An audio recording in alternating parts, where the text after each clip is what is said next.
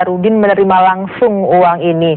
Namun di surat dakwaan ini dikatakan bahwa penguasaan berangkas tersebut di bawah PT Anak Negeri, di bawah Nazarudin dan istrinya Neneng Sri Wahyuni. Artinya secara langsung juga masuk Nazarudin.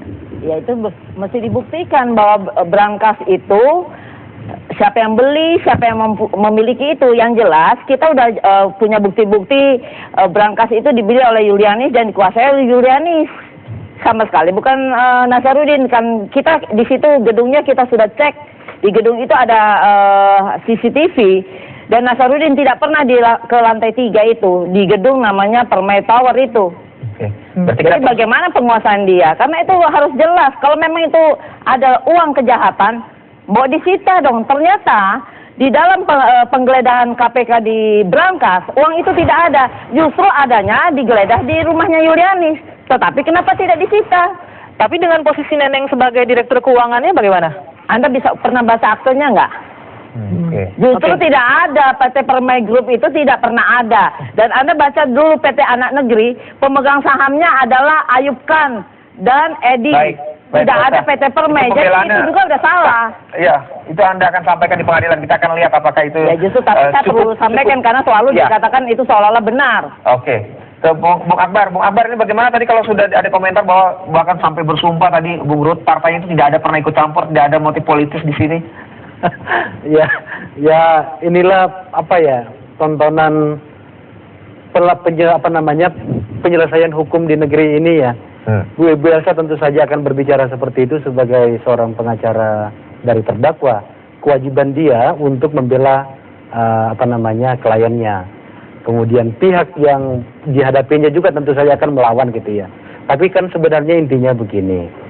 Kalau kemudian lembaga penegak hukum ternyata betul-betul tidak bisa menjamin sebagai sebuah lembaga terakhir untuk mencari keadilan, maka beginilah jadinya. Anda bisa bayangkan dakwaan dari KPK yang luar biasa hebatnya dalam menangkap anggota DPR apa segala macam, ya kan?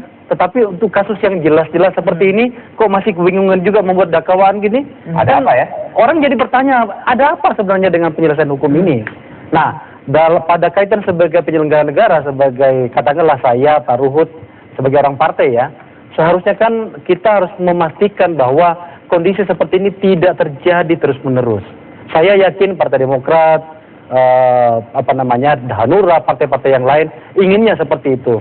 Meskipun ternyata dalam kenyataannya sampai titik ini pertanyaan-pertanyaan yang meragukan itu ternyata masih lebih dominan. Oke, baik. Bang Ruhut, ini mungkin karena Partai Demokrat ini tidak kompak, terpecah, kemudian masih ada kuat kubu-kubunya untuk membunuh satu sama lain, jadi menggunakan Nazarudin ini, Bang Ruhut? Enggak, tenanglah. Kami nggak pecah, masih ada perekat penggagas The Founding Father Partai Demokrat Pak SBY. Kami satu kok. Ada 1, 2, 3 orang genit-genit, kami ada Dewan Kehormatan, kami hormati.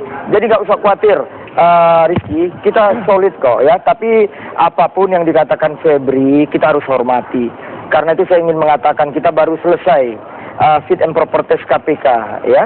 Kebetulan aku bangga, Hanura. Tadi yang menurut kata Bung Akbar tadi mengatakan bahwa memang untuk kasus-kasus yang lain begitu cepat, tapi untuk kasus Nazarudin ini karena melibatkan partai Anda agak-agak lama nih, mandek aja, bingung gitu.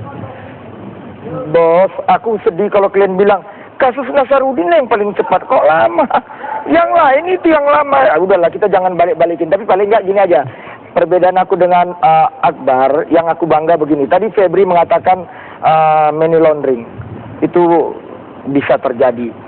Yang saya ingin katakan, kenapa Partai Demokrat fraksi kami di DPR, begitu juga fraksinya Bung Akbar Faisal, kami kepingin yang namanya Pak Yunus itu jadi salah satu komisioner. Jadi memang ini ya, tapi kami bersatu dalam hal ini.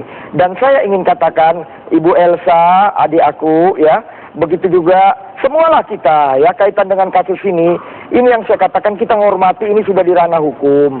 Biarlah berjalan. Bu Elsa silakan bela, apalagi aku bangga banyak lawyer maju tak gentar membela yang bayar. Bu Elsa nggak dibayar tapi membela begitu. Aku terima kasih Bu Elsa.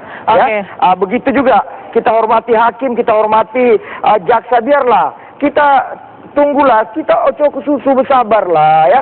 Kita negara hukum ya, kita bersabar. Oke, Bang Ruhut. Terima kasih Bang Ruhut sudah hadir di Kabar Petang hari ini, Bung Akbar Faisal dan Ibu Elsa Syarif. Bung Febri dari COE, terima kasih sudah hadir. Dan pemirsa, Kabar Petang masih akan kami lanjutkan sesaat lagi, saya jeda.